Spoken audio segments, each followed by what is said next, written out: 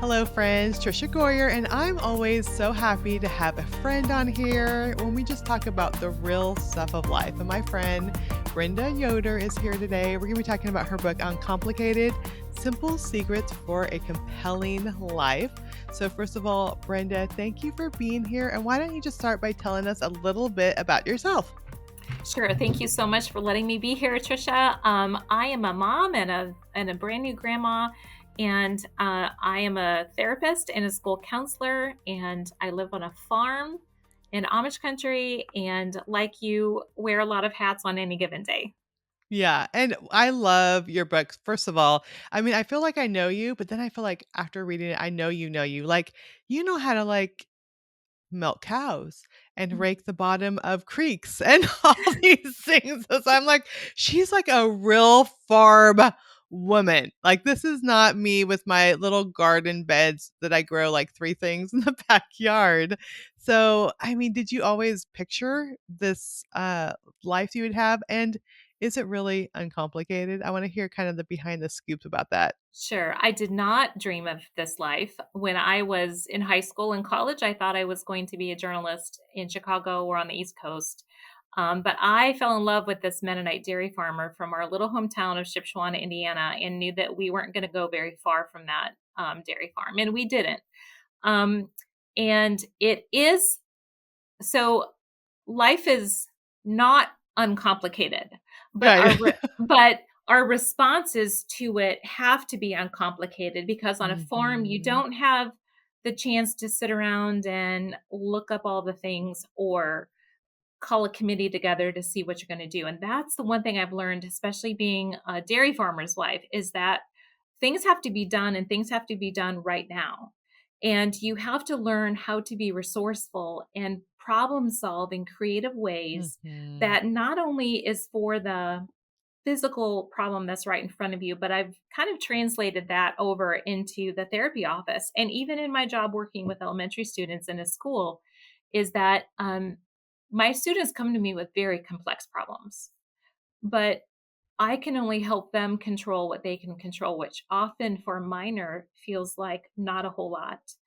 And yet, God really does give us a lot of natural resources in the incredible brain He's given us and in the words and biblical principles that He gives us to live by. And so, um, I've learned kind of like a practical mindset that I think in Mhm. today's culture we've somewhat forgotten just how to employ. And I think you had so many good points about, you know, kids today or even adults today, we're on social media, we're watching everybody else, and we're not learning problem solving, we're not learning prudence and common sense. And we just had a situation just today. One of our adult kids doesn't have her driver's license. She has her own apartment, which is great. I mean, that's a miracle right there. But I told her when she got a new job that's 2 miles away, I'm like, I will give you a ride for 2 months, but then you're Mhm. going to have to figure out how to solve a problem. Every week I'm reminding her this is how many weeks we have left until, and so I told her yesterday, Friday is the last day. I'm going to give you rights because it's not going to help her. First of all, I Mhm. have to drive across town, pick her up for work, take her to work 2 miles, and then drive back across. I mean, it's like 45 minutes out of my day, but I want to help her, but it's not really helping her if I'm just going to continue every day to go and give her rights. I don't know what her solution is. I don't know how she's going to get to work on Monday. I don't know if she's figured it out, but I've given her plenty of warning. I think sometimes we want to help our children or Mhm. our friends and we jump in there to save the day, and they don't learn how to think through problems. They don't learn problem solving. They don't learn how to do things for themselves. And so let's talk about that a little bit because our society is so different than it was 100 years ago, or very different from kind of the simpler life that you see around in a lot of the families that live around you. Yeah, and I think that's part of why this book was really important for me to write is that we see the complex problems around us, and yet, like I really want to put my feet in the ground and put the stakes in the ground and say we're still human. Like Mhm. even though our problems seem more complicated, the human nature that God has created us with hasn't changed. And I was a history teacher when I taught high school. And I go back to the depression, and I go back to these other times in history when their life seems more complicated, because even though it's maybe not simple, like it's like an uncomplicated life isn't a laid back life. It really is about sifting through the plethora of choices we have around us, Mhm. because sometimes when we have too many choices, it actually cripples us, because then we're looking every way and we don't trust our own instincts to say, I am I'm capable to make the next best decision that's going to fix my immediate problem right now. And then I do have the capacity to be able to use my life experiences, to be able to use the intelligence God has given me, and the maybe even more limited resources. Maybe advice from this person who I trust, and this is what I've learned over here, and I'm going to apply it for the next best steps, for a few months ahead, and then the longer range plans. And so, part of what I love to do with young adults, or even, clients, or even myself sometimes too, um, I think sometimes we get caught up on the best answer, Mhm. when really we just need to do the next best thing, because in most life situations there really isn't a perfect answer. It really Mhm. is about learning and failing. Sometimes we do fail, and we learn from those experiences. And I think those were some of the more common things embedded in culture a few years ago, that with social media, with AI, with everything right in front of us, we kind of have forgotten that sometimes, um, not doing the most extravagant thing or the A plus thing, that sometimes the middle of the road aim for, I can do this. I may not do it perfectly, but I'm going to do it, and it's going to be okay. And I'm going to figure it out along the way. So, I often say, an uncomplicated life is not a laid back life. It's really a life where we face, face life's challenges, but with some of that common sense that we just need to trust God has given us. Mhm. Yeah, I love that. So it made me think of I was just speaking at a homeschool conference up in Branson last week and talk about when I was a younger mom with only 3 kids at home that I was so overwhelmed. I was running here and running there. We had our kids signed up for all these activities. I was volunteering for all these things and I wanted to write and help start a crisis pregnancy center. I was just overwhelmed. And Mhm, John and I sat down like, what do we want? Like when we have adult kids, what do we want to look back at our life and say, these are the things we focus on? And so we decided we wanted dinner around the table as a family because that was mhm, meaningful for both of us. His mom would read to him and do devotions in the morning when he was growing up at breakfast. My big moments with my grandma I was around her dining room table and those family mhm, dinners. And so because we wanted to do dinner around there, we said a no to most extracurricular activities. There was one kid per year, got one thing to do. mhm, And our kids are not we're not the household that we're all jocks and watch. We don't even have mhm, sports on a TV, so that would make it easy because otherwise, every if we only had 3 kids at the time, we mhm, ended up having 10 after we adopted. If we had one activity per kid, we would never be home, and so it became easier to say we're going to be home for dinner. And the exception is we're going to sign up for this activity and we're going to do this mhm, other thing. And we have family dinners almost every single night. I would say 90% of the time. Reading books together as a family was another priority, serving in church together, mhm, going on mission trips when our kids got older, having time for family vacations and weekends and fire pits, those became the priorities. And since we've used our prudence or our common sense or whatever to figure mhm, out those things, it became easy. It made every other decision so much easier because we always knew this is what we're about. This is what our focus is. And I think when we know that I'm going to start my day with devotions, I'm going to cook a dinner for our family every night, I'm going to spend an hour pursuing a dream or a goal. When we have those things lined up, it is uncomplicated, even though life is never easy. And even though complications do arise, we don't every day have to be figuring out what we're supposed to be doing and where we're supposed to be doing going, and our house always has to look like the magazine or all the things, Mhm. comparing ourselves with social media because we're content, and which is your first chapter. I think it's the first chapter. Mhm. Yeah, it is. Yeah, we're content in what we're doing, and we're just like, this is what we do. This is where our family is, Mhm. instead of every day having to try to figure that out. Yeah, and what you just talked about was values clarification. And I Mhm. think that's one of the simple secrets of living in a complicated life is knowing kind of what you're doing and why you're doing it. And I think that so much of our energy these days is caught up in achieving the next thing or chasing that contentment or almost feeling guilty for not doing or being driven or um, achieving these things that social media and all of these other pressures that we let into our life, that our grandparents didn't have all of these external social pressures. We didn't Mhm. even have all, I mean, we all had social pressure without social media. Right, I yeah. remember, I remember comparing myself to my peers. I remember Yes. feeling like if I didn't go to that church event, oh, then I'm going to miss out. But I think what you just defined is something that our day in and day out lifestyle lacks because we don't take the time to say, in this season of my life, whether it's midlife, whether it's yeah, young family, whether it is as a career woman, whatever it is, that right now these are my highest priorities, Mhm. and I'm gonna stake my activities and what I do the most of around these things. And then I'm going to leave margin for those disruptions because life is going to be disrupted. And what Mhm. I saw in my in laws, so my mother and father in law, my husband's parents, were dairy farmers their whole life. And they were in everything. So their sons coached, their grandsons were in every sport under the sun. They milked cows twice a day. They were elders. And part of that elder responsibility was visiting people in the hospital and responding to things in the church. And I watched them from sun up to sundown be involved in the most important things in life, and they just did it.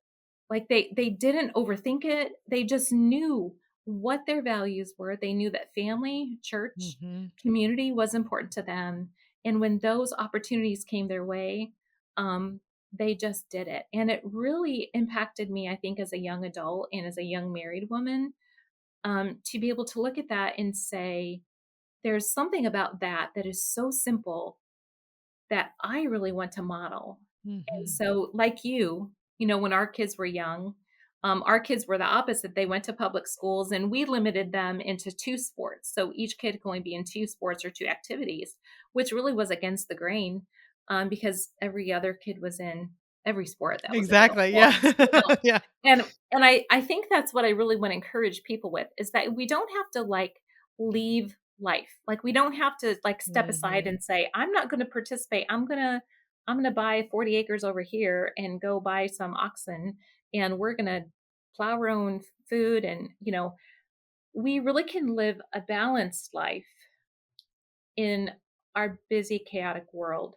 But we have to be about what is most important and that is constantly changing. I don't know about you, Trisha, but it seems like Yeah. those core values are always set, but our seasons can change so quickly that we're constantly having to reassess them. Mhm.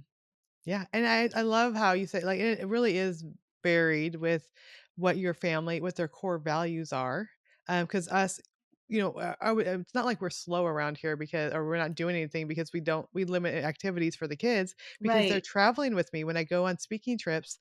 They're there with me. All get in the car. We're Mhm. driving to Pigeon Forge or Branson or Round Rock, Texas. They're helping me set up my book booth. They're taking Mhm. money. They're engaging with, and they're learning life skills of the things that are important there. They love it. They like, where can we go next year? Can we add more trips? Like they think it's great. And this is part of who we are as a family. Not that we're, just sitting around twiddling our thumbs, but we're doing the things that we feel called to do. And it's amazing to see our kids grow up and know how to have a conversation with adult, how to set up a Mhm. booth at a convention center and interact with people, volunteer. It's just amazing to see that the things that when we do have our priorities, that God also has a bigger purpose, and we're actually modeling for our kids how to just like you had modeled for you, how to just care and give and serve in the areas that you are called to. So I want to make sure and go over the chapters. I'm gonna I'm gonna just read them. So the first one is contentment. Second one is resourcefulness.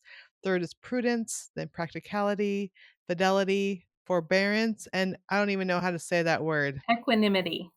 That is a big word, which it means calm, cool, and collected. Mhm. Stewardship, interdependence, groundedness and humility, foresight, heritage, and legacy. So when you were sitting down, I mean, this is like speaking to my heart right here. All Mhm. these things because it is just like the core of what we saw our grandparents doing, the communities that we're in. We see the importance that people place on each other without getting so wrapped up in what everyone thinks on social media or all the other places. So when you sat down to work on these things, what was one that maybe stood out to you the most that really has made kind of the biggest impact in your life? Yeah, I th- I really want to say interdependence. And the Mhm. reason that I say that is because it presents itself in my life and other people's lives so much. This element of being interdependent on people, God, and nature, and recognizing that our relationships are reciprocal, that they're not transactional.